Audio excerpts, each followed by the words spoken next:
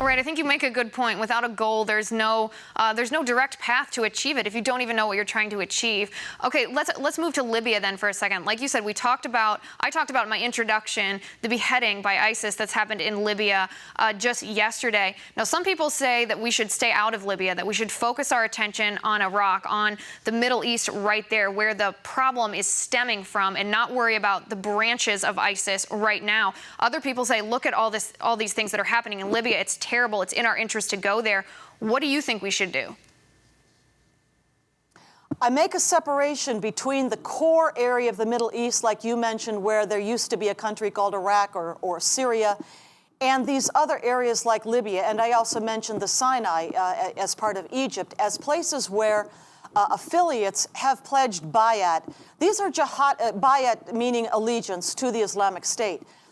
These are places where groups that are jihadist groups pre-existed the Islamic State. The Islamic State is not the enemy per se. That's the name of a flavor of the week. We are facing a global jihad movement. And that means that there are groups that used to be affiliated with Al-Qaeda, for instance. In North Africa, you talk about Libya. Al-Qaeda in the Islamic Maghreb is a jihadist entity there that has long pre-existed even the emergence of this flavor of the week called Islamic State. The enemy is not these particular named groups.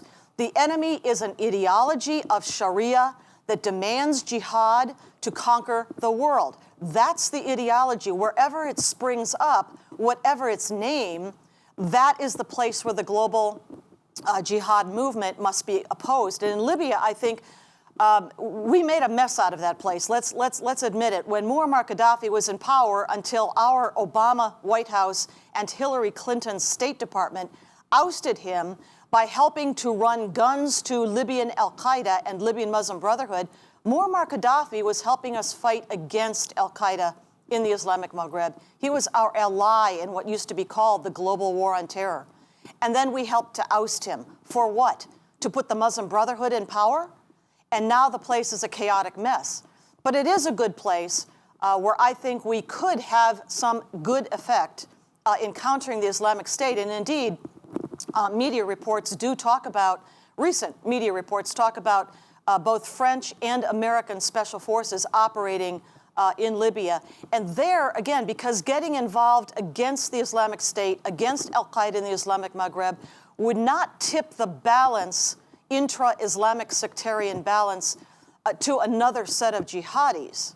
Right, and that's my problem I think that's with the core your Middle point. East area. That's where your point about the ideology holds true, in the sense that it's not one single organization. So when Obama targets these leaders of the organization, they're figureheads. Someone else will step into their place immediately because it's not the setup of their organization right now. It's the ideology, the radical Islamist ideology. Claire, we are out of time for today, but I appreciate your insight on this topic as always, and it was great to see you.